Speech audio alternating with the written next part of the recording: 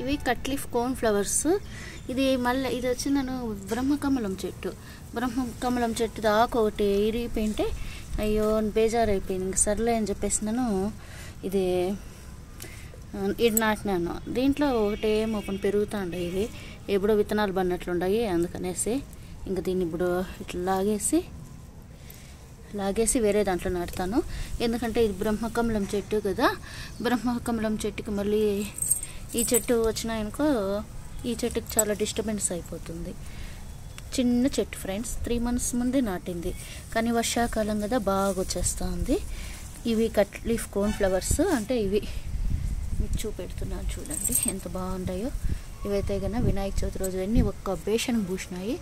చాలా బాగుంటాయి. ఇవైతే కన్నా కలర్ఫుల్గా ఉంటాయి. అక్కడక్కడ నేను అట్లా పడిపోయిండే విత్తనాలు అంతా వేసేస్తూ ఉంటాను. అవి చెట్లు బాగా వచ్చేస్తాయి.